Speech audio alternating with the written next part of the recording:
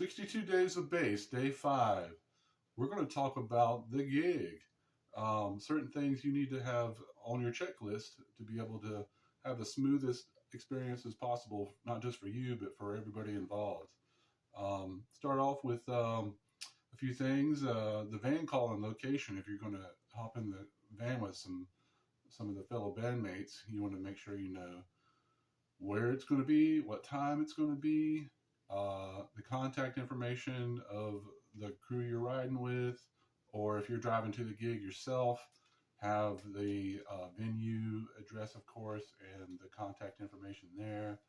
Um, and how you're getting paid, what's the deal before you book the gig. You want to know how much you're getting paid. What is the method of payment? Is it a set pay, or are you doing a door deal like at a club? All these things you kind of want to know before you even accept a gig, and then definitely before you play the gig. Get your set list as early as possible so you can start working on the material.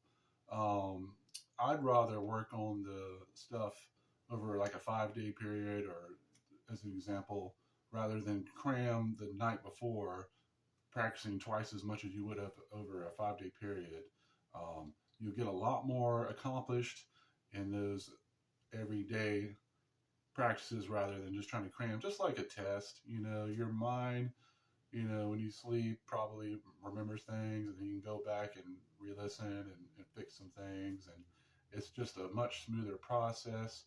You internalize the music a lot better that way, and it's better to play from memory than off the paper. If you get a gig last minute and you got to write it down, or it's not a high tier gig and you just want to chart some stuff and be done with it. If it's just a super, you know, easy gig, it's not a big pay, but it's not a big deal. Reading charts, that's okay. But you'll play better if you know it from memory. Um, get your gear checklist. Have a bass. Actually, have two basses in case one breaks. Have some backup strings. Have some extra chords. Have your tuner. Have your pedals. Have some batteries for your pedals. If you don't have a pedal board with a plug-in, I've been bad about batteries. Just ask the fellas. One time I went to a gig. Actually, two times I went to a gig without a bass. It's kind of hard to play bass gigs without a bass. I had to turn around and go back and get my bass. It was an hour there and then an hour back, so that was 2 hours. Another time I went to a gig without a bass. I had changed vehicles from the night before's gig, and just didn't bring everything with me. So, you have your checklist, but also if you move stuff again, go through your checklist again. But luckily, the singer happened to have a couple of basses. He was a bass player, and he let me play one of his basses, so that saved a lot of headache for me to try to scramble back and get a bass before the downbeat. Have your clothing figured out. What's the dress? Is it a wedding or a big party? Black and white suit or something like that. You don't necessarily have to dry clean your suit every time. The jacket, unless you like spill some wedding cake on it or something, it's probably going to be good for a while. The ties, same thing, unless it falls into the punch bowl or something. But you can actually just wash the pants and the shirt in the washing machine and dry it, and hang it up right away. You don't even really have to bust the iron out, and it's going to be just as clean as it would be from the dry cleaner. It's going to save you time from running to the dry cleaner and back, save you some dollar bills, bringing the expenses down off the gig. Keep your vehicle maintained. If you don't get to the gig, doesn't matter how much you practice beforehand. Um, Check the tires. Keep the oil changed. Make sure the car's not breaking down. It's a reliable vehicle. Know how to change a tire. Have a spare tire. Have the jack. Um, those are things you definitely want to do. Leave early for the gig. Especially our gigs are a lot of times on Fridays and Saturdays. Those are high volume driving days. You don't want to be stuck in traffic, going through a big city.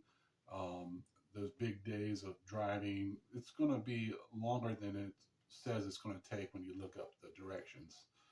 So leave early. You can stop, stretch your legs, stop at this and that and the other thing, get a coffee, get there early and joke around with the sound person. That's always fun. They're a great crew to joke around with. Um, your job as a bass player is to make the band sound good. And if you're on time, you're prepared, and in a relaxed, chill mindset, you'll have done your part to make the gig as smooth as possible. And that's what you're there to do. You're the bass player. You're the backbone.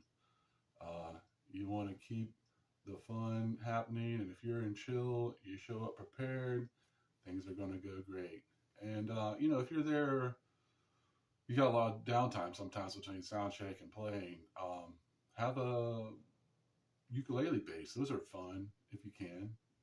For backstage, so you don't have to like take your bass backstage. If you want to like run through some things backstage, and ukulele basses are great too, just for home practice. So you're not plugging into your amp just to play every time you want to practice. If you just have it like living room, if you're watching TV or something, you can just pick up the uke bass and practice. And that's actually helped me practice more having something like that.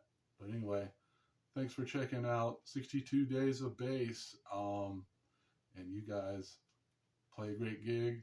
If you're playing gigs, if you're just here checking out, appreciate you.